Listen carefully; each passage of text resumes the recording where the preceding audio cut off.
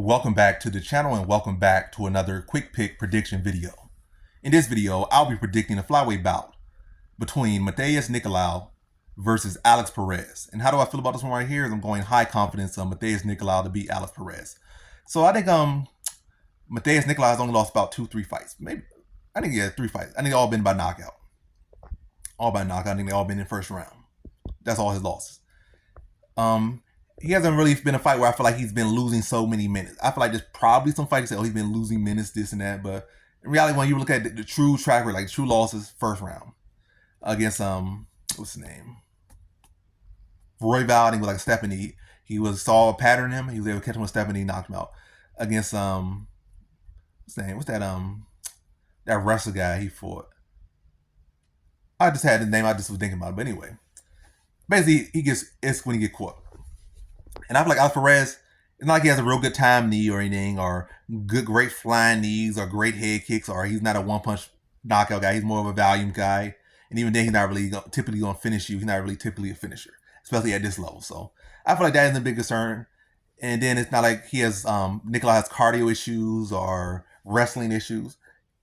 Again, all his losses have been by getting caught in the first round. It hasn't been a case of, oh, the guy went out there, wrestled him, and laid on him for 15, 20, 25, 30 minutes, or every time somebody touches his neck, he taps out, or every time somebody grabs his ankle, he taps out. Like, it's been getting caught.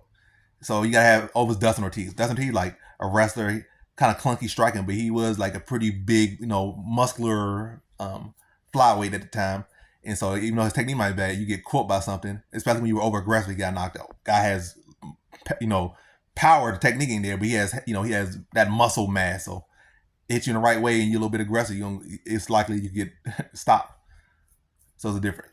Perez is a much better striker than I would say Dustin Ortiz is, but Perez not a knockout puncher. He's more of a volume puncher. And now you say, oh, y'all said the same thing about Holloway. I did not say that. Well, I did say Holloway was bottom, but I did say Holloway with TKO Gaethje in the 4th round. I didn't say 5th. I was 1 round off, but I said 4th round. And I said more so body shots. But Gaethje did a good job of eating body shots. Usually those body shots will have him leaned over. But back to this fight. Yeah. Perez hasn't really shown a great history of stopping people. Matter of fact, I think the last time he stopped someone through strikes was to calf kicks. I think over again, I'm forgetting all these names. I know that I'm literally looking at the guy in my mind right now. But yeah, Brazilian guy, high level BJJ practitioner. When he came over to UFC, was in that little tournament, champions, I think. Or he was one of the top ranked flyweights at the time. But anyway, I'm all over the place. But to the point, I feel like Perez is just not really a volume puncher. I mean, he's not really a one-punch knockout guy. I feel like Matheus Nicolau is a more technical striker. I feel like he's not going to say he's a more technical grappler, but I say he's been active over these things. And also as far as striking goes, he's been literally training for one of the best strikers in this weight class, if not the best striker in this weight class. In a Mano Cop like 3 times in a row, and then fight has fallen through. He already beat him before. So I'm pretty sure his striking has gotten sharper, in preparation of that fight. Now he's not fighting him. So against Perez, I think he beats Perez everywhere. I think he can control the grappling situation. I think he controls the feet. And ultimately, I think, he just dictates the pace of the fight. He breaks down Perez over the course of the fight. And another interesting, this kind of gets off the topic, because Perez, like, when you look at most of his losses, he's been getting caught by submission. But, yeah. I guess you could say neither guy has each other's true number. But I would say Matheus Nicolau has been more active, been pulling up good wins. I do think he's a more technical striker. And I think he's the more technical overall fighter when you could like patch the whole game together. I think he dictates the pace of the fight from pretty much start to finish. I think Perez will probably try to have a little moments here and there, but for the most part, it'll be Matheus Nicolau in the driver's seat, controlling and dictating the pace of his fight.